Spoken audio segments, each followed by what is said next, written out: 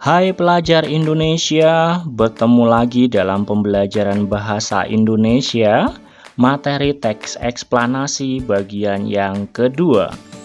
Kali ini kita akan mempelajari materi teks eksplanasi untuk meningkatkan kompetensi 3.10 dan 4.10 bagi siswa-siswi kelas 8 semester pertama.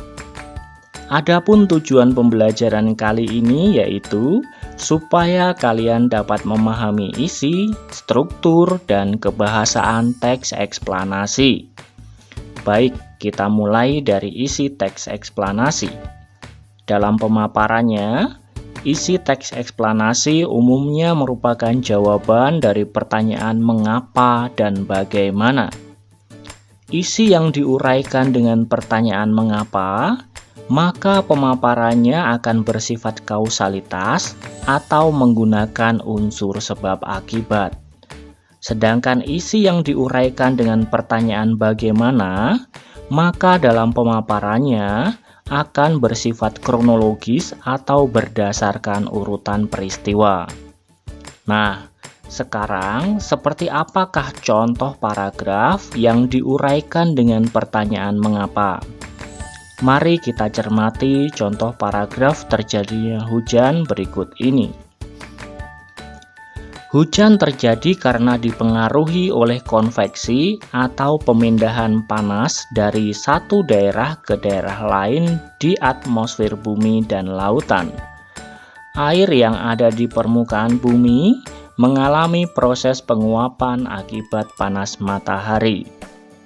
Dari contoh tersebut, kita bisa melihat unsur sebab akibat, yaitu air menguap akibat adanya panas matahari. Berikutnya, kita lihat contoh paragraf yang dikembangkan dengan pertanyaan bagaimana.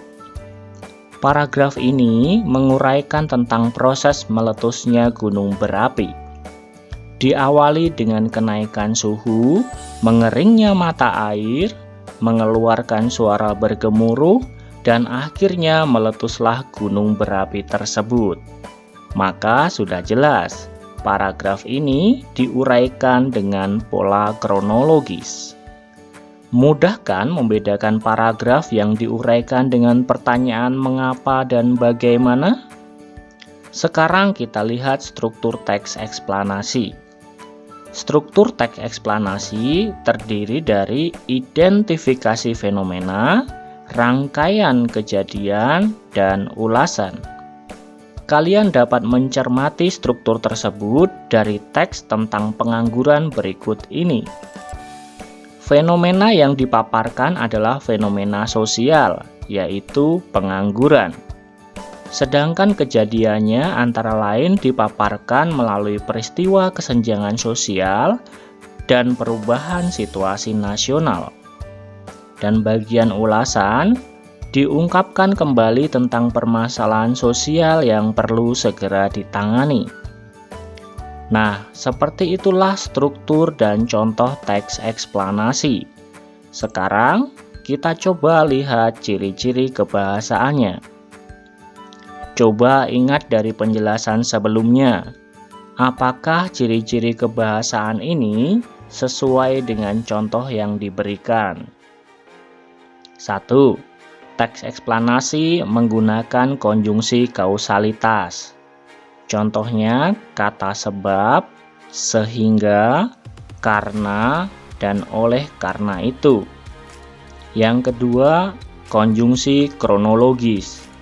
Contohnya, kemudian, lalu, setelah itu, dan pada akhirnya. 3.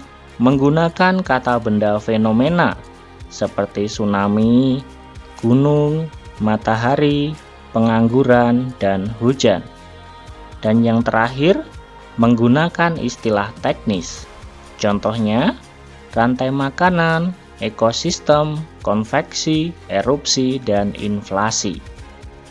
Nah, ketika kalian sudah memahami pola pengembangan eksplanasi, struktur, dan ciri kebahasaannya, kalian bisa langsung berlatih menyusun kerangka karangan teks eksplanasi. melalui bimbingan Bapak dan Ibu guru kalian tentunya. Baik, demikianlah pemaparan tentang isi, struktur, dan ciri kebahasaan dalam teks eksplanasi. Terima kasih sudah menyimak video penjelasan ini. Kiranya yang kalian simak dapat menambah wawasan dan pemahaman kalian mengenai teks eksplanasi. Sekian, tetap semangat untuk belajar, selalu sehat, sampai jumpa, bye-bye.